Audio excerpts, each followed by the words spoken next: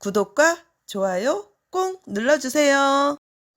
안녕하세요. 부자맘입니다. 오늘은 임대차 3법에 대한 정보를 알려드릴게요.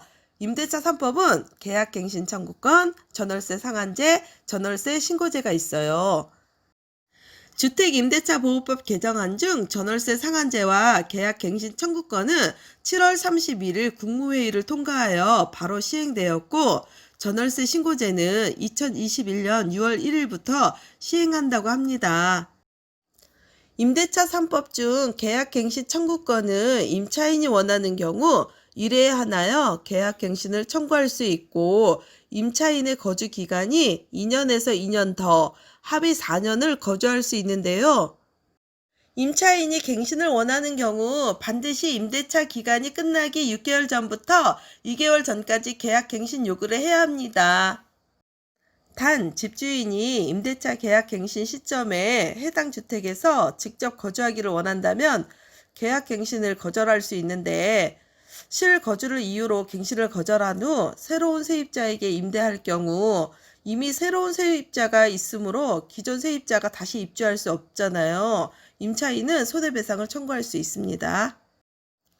임대인 입장에서 계약갱신을 거절할 수 있는 경우가 여러 가지가 있는데요. 임차인이 월세를 2기 이상 연체한 경우, 예를 들어 임차인이 1월분, 2월분 월세를 연속하여 연체한 경우에도 해당되고, 1월분 연체 후 2월분 지급하였다가 3월분에 다시 연체한 경우도 2기 이상 연체에 해당됩니다. 임대인의 동의 없이 전대차한 경우, 주택의 전부 또는 일부를 고의나 중대한 과실로 파손한 경우, 주택의 재건축 또는 리모델링하는 경우, 임대인 또는 직계 좀비소 거주할 경우 임대인 입장에서 계약갱신을 거절할 수 있습니다. 전월세 상한제. 임대인은 계약갱신 시 임대료 상승폭은 5% 이내로 제한을 받고요. 또한 특별시, 광역시, 특별자치시, 특별자치도는 관할 구역 임대차 시장 여건을 고려해서 위 5% 범위 내에서 증액 청구의 상한을 조례로 규정이 가능합니다. 상한제 적용을 받지 않는 경우는 새로운 임차인과 계약을 할 경우에 전월세 상한제 적용을 받지 않고 2+2 계약 갱신이 끝난 경우에도 적용을 받지 않습니다. 전월세 신고제. 마지막 임대차 3법은 전월세 계약 시 30일 이내에 계약 신고를 해야 되는 거고요. 2021년 6월부터 시행될 예정이라고 합니다.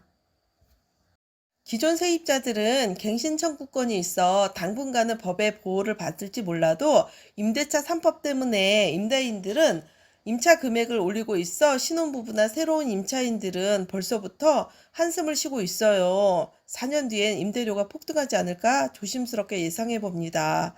과연 이 법이 누구를 위한 법일까요? 우리는 생각하게 됩니다. 그래도 모두 부자 되는 그날까지 끝!